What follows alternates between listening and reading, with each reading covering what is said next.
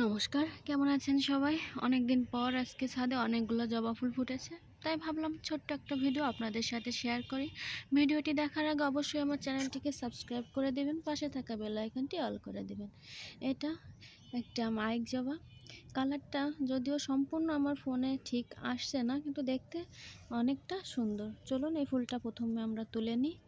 এই যে দেখুন, এখন যাব একটা ট্রপিক্যাল জবার কাছে। এই যে এটা দেখুন, এটা ট্রপিক্যাল ভ্যারাইটি, এটার নাম হচ্ছে টাইগার বেড। তো কতটা সুন্দর লাগছে দেখতে। আজকে ট্রপিক্যাল ভ্যারাইটির শুধু এই জবাটাই ফুটেছে। চলুন এটাও আমরা তুলে নিই। আজকে আমরা গোপালের চরণে দিব। এগুলো অনেক শক্ত হয়, ছিঁড়তে একটু সমস্যা হয় সব। এই যে দেখুন কতটা সুন্দর লাগতেছে। আর এগুলাই আর ফুল নাই। তো এখন চলুন, এই যে সামনে দুইটা ফুল ফুটেছে। এইটার নামটা আমি একদিন দেখেছি কিন্তু মনে নাই। আর সকালে ছিল হালকা পিঙ্ক টাইপের, আর এখন সাদা হয়ে গেছে দেখুন।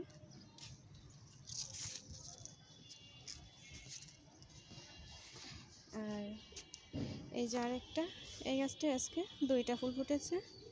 সবগুলো ফুল তোলার পরে আপনাদেরকে ভিডিওটি শেয়ার করব।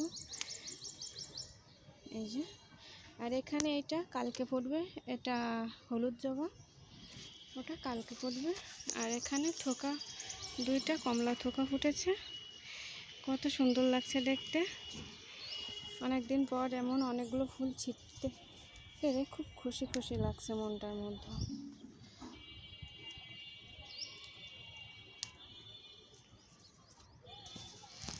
এই যে দেখুন, পুরো সাজি আমার ছোট্ট একটা সাজি ভরে গেছে।